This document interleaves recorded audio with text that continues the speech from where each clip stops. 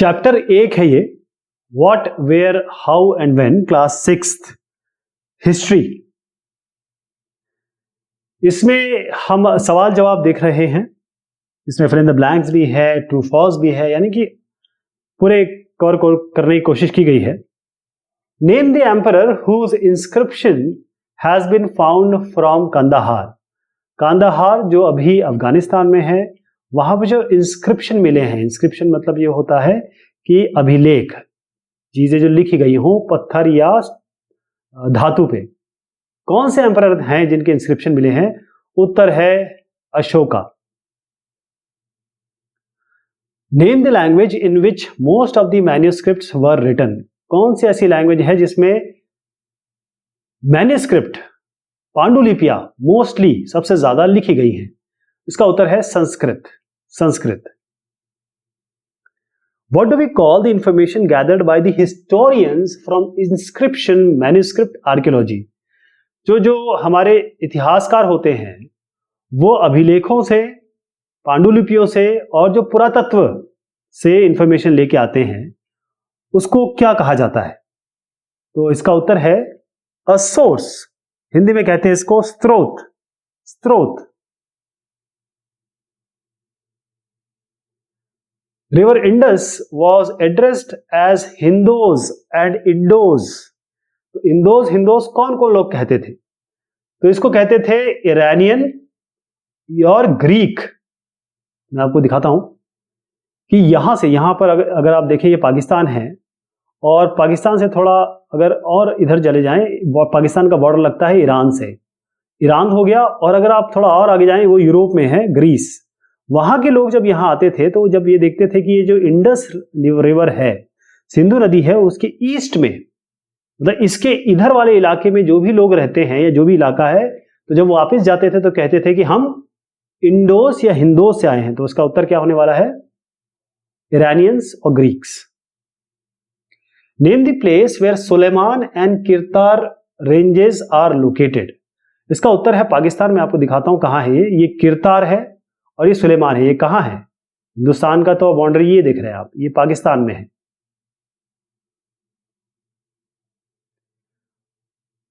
What do we call the tributary of the Ganga river? तो Ganga river की वैसे तो बहुत सारी ट्रिब्यूटरी है। ट्रिब्यूटरी मतलब ये होता है कि एक ऐसी नदी जा रही है और उसके साथ एक नदी आके मिल रही है, छोटी नदी, और वो पानी इसके साथ मिला दे रही है, ऐसे। तो सोन है, क्योंकि चैप्टर में सोन दिया है, मैं आपको दिखा भी देता हूं। ये आपकी गंगा रिवर है, ये गंगा रिवर मेन आ रही है, इसके साथ ये सोन मिल रही है, और ये इलाका ही फिर मगध कहलाता है, था। अब तो इसे बिहार कहते हैं। Inscriptions were not used for keeping records of victories in battle. जितने भी शासक थे उस जमाने में, जब भी वो जीते तो उन्होंने इंस्क्रिप्शन करवाए, पत्थरों और धातुओं पे ये लिखवाया, ये गुदवाया कि हम जीते हैं। तो इसका मतलब ये है, ये फॉल्स हो गया, क्योंकि वो लिखवाते थे।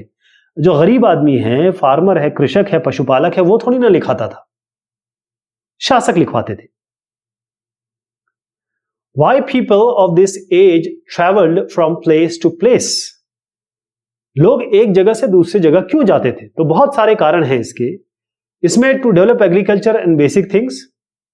देखें, सबसे पहली चीज है कि जो लोग एक जगह से दूसरी जगह जाते हैं, या तो वो जॉब के लिए जाते हैं, या वो एडवेंचर के लिए जाते हैं, एक जगह से दूसरी जगह ढूंढने के लिए, या वो किसी से मिलने जाते हैं, जैसे रिलेटिव से मिलने जा सकते हैं, या वो किसी चीज की तलाश में जा सकते हैं, या किसी जगह पे फ्लड आए, बाढ़ आती है, फेमाइन होता है, यानी सूखा पड़ता है, तब लोग जाते हैं। तो ऐसे बहुत सारे कारण हो सकते हैं।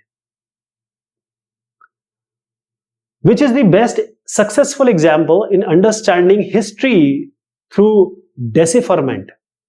आपने इंक्रिप्शन डिक्रिप्शन सुना होगा। होता क्या है कि हम कोई डेटा भेजते हैं इंटरनेट पे, तो क्या करते हैं, जैसे व्हाट्सएप पे, तो डेटा जो है वो इनक्रिप्ट हो जाता है। इसका मतलब अगर बीच में कोई आदमी है, इसे समझना चाहे, पढ़ना चाहे, और आप भेज रहे हैं किसी को, तो सीधा पहुंचे और इस भाषा में पहुंचे कि वो यहीं जाके डिक्रिप्ट होगा। तो यहां इंक्रिप्शन आप कर देते हैं या डिक्रिप्शन कर देते हैं।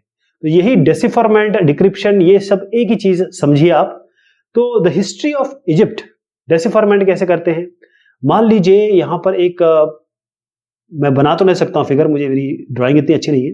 मान लीजिए ये यहां पर पक्षी है, या बर्ड कर देता हूं, यहां पर लायन है, ऐसा फिगर बना हुआ है। तो इसका बकायदा पता किया गया जो स्कॉलर्स हैं, विशेषज्ञों की, ये लायन जो है वो एल को रिप्रेजेंट करता है, बर्ड है वो ए या पी को रिप्रेजेंट करता है। इस तरीके से फिर ये डेसिफरमेंट हुआ। Name the direction towards which rice was first grown in the Vindhyas. मतलब विंध्यास दिखा दूं आपको, ये है विंध्या, ठीक है, अभी ये मध्य प्रदेश में है, उत्तर है इसका नॉर्थ, विंध्या ये हो गया नॉर्थ, ऊपर की तरफ, उत्तर की तरफ। One can figure out the specific year of any historical event on the basis of birth of, किसका बर्थ? जीसस क्राइस्ट का। जैसे हमने पहले भी बात की, जीसस क्राइस्ट के बर्थ को 0 लेते हैं, उसके पहले और उसके बाद में अगर आप क्रिश्चियनिटी के हिसाब से जो बात हुई है वो है बीसी और एडी। यहां पर आप लिखेंगे बिफोर क्राइस्ट, ये है एनो डोमिनी। लेकिन अगर आप सेकुलर भाषा में देखेंगे, ये है before BC, before Christian era, और ये Christian era, common era, sorry ये कॉमन एरा है, common era, before common era, common, ये कॉमन एरा, क्रिश्चियन नहीं है, कॉमन एरा है, तभी तो ये नॉन रिलीजियस है। The times of kings could be known due to the availability of, अब जो राजा थे, शासक थे, उनके बारे में कैसे पता चलता है? जो बाकी लोग थे उनके बारे में हमें क्यों इतना ज्यादा जानकारी नहीं मिल पाती? उसका कारण है रिकॉर्ड्स, इंस्क्रिप्शन, अभिलेख, पांडुलिपि, खासतौर पे इंस्क्रिप्शन, अभिलेख, ये जो अभिलेख है उससे ज्यादा पता चलता है, तो रिकॉर्ड्स कह सकते हैं इन सबको हम। Wye river basin of river Indus is called सप्त सैंधव, सैंधव? इसका उत्तर है because it consist of basin of 7 reverse all together. अब देखिएगा आप, कुछ तो मैं आपको यही दिखा देता हूं जो हम पहले भी देख चुके हैं। कितनी सारी रिवर है यहाँ पर, झेलम, चिनाब, राबी, ब्यास भी यहाँ आ रही है, सतलुज, बहुत सारी रिवर्स हैं यहाँ पर, 7 हैं, तो इसलिए 7, इसको 7 रिवर्स हैं, जो सप्त सिंधु के लिए सैंधव यूज करते हैं। What do we call specially prepared bank of tree on which manuscripts were written? Bark of tree। तो हिमालय में कुछ ऐसे पेड़ मिलते थे जिसकी जो छाल है, जिसको छाल कहते हैं, इसको निकाला जाए तो इस पे, जैसे पाम ट्री के पत्तों पे लिखा जाता है या लिखा जाता था, उसी तरीके से इसके छालों पे भी लिखा जाता था।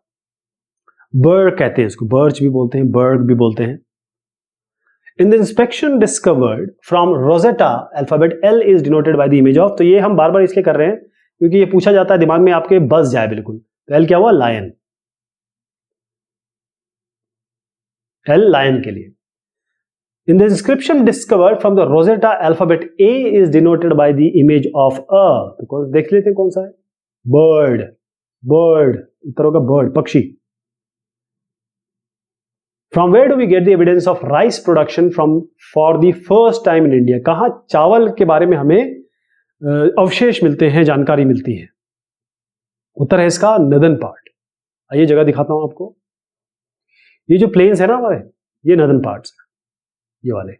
खास तौर पे ये उपजाऊ जमीन थी, है भी अभी, क्योंकि उर्वरक जमीन है, गंगा यहाँ से बहती है और भी यमुना है, बहुत सारी नदियां यहाँ पर आपकी एक साथ बहती है, इसलिए ये जो जलोढ़ मिट्टी लेके आती है, एलुवियल सॉइल, वो बहुत अच्छी होती है पैदावार के लिए।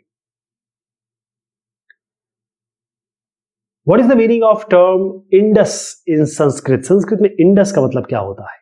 हिंदू। इंडस का मतलब है Hindu. Who is an archaeologist? Who is an archaeologist? कौन होते हैं आर्कियोलॉजिस्ट? पुरातत्वविद कौन होते हैं? The people who study the objects of the past. ऐसे लोग जो भी चीज, ये एक लाइन में लिख दिया गया है, लेकिन इसमें गंभीरता समझिएगा कि जो भी चीज मिलती है, कोई भी नाम ले लीजिए, आपको जमीन, जायदाद, बिल्डिंग, बच्चों के खिलौने, खाने के सामान, हड्डियां, जो मिल जाए, जिससे पता लग जाए कि ये पुराने जमाने का, जैसे हमें जो हड़प्पा सिविलाइजेशन मिली है, वो 150 साल पहले क्या हुआ था। वहां पर पंजाब में रेलवे लाइन का काम चल रहा था, लोग आए, खोदा, उन्होंने देखा यहाँ तो बहुत अच्छी ईंटें मिल रही है, लेके भाग गए, यूज कर लिया। फिर 80 साल बाद आर्कियोलॉजिस्ट ने पता किया कि अरे ये तो इतनी बढ़िया चीज, इतनी बेहतरीन सिविलाइजेशन सभ्यता हमें मिली है, वही हमारी सिंधु घाटी की सभ्यता निकली। What is the meaning of Indus in Sanskrit? ये तो हो गया, खैर सिंधु हो गया। इंडस सिंधु नहीं, इसको अब हम कर देते हैं, देखिए इंडस ही सिंधु है, ठीक, इंडस ही सिंधु नदी है, और इंडस या सिंधु इसका संस्कृत में अगर आप कहेंगे तो हम इसको हिंदू कर देंगे, ठीक है, इसको मानिएगा। Who were hunter gatherers? कौन शिकारी, आखेटक और संग्रहक थे? जो लोग जंगली जानवरों का शिकार करते थे, मछलियां पकड़ते थे खाने के लिए, पक्षियां पकड़ते थे, पशु पक्षी, और साथ में वो खाने की चीजें जमा करते थे, जैसे फल, फूल, कंदमूल, रूट्स, नट, मूंगफलियां वगैरह, सीड्स, दलहन, तिलहन, लीव्स, पत्तियां, अंडे, इनको हम हंटर गैदरर कहते हैं।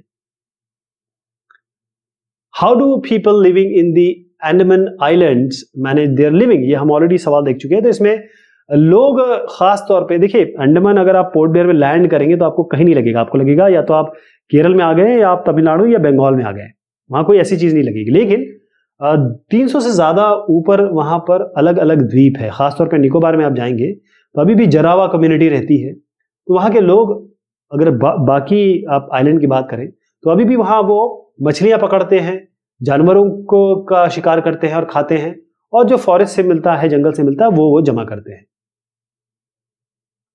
What are the different names of our country? तो बहुत सारे नाम हैं, इंडिया, भारत, जम्बू द्वीप, हिंदुस्तान, और भी नाम अगर आपके हों तो उसमें जोड़ दीजिएगा, ये आपके लिए शायद नया होगा, जम्बू द्वीप।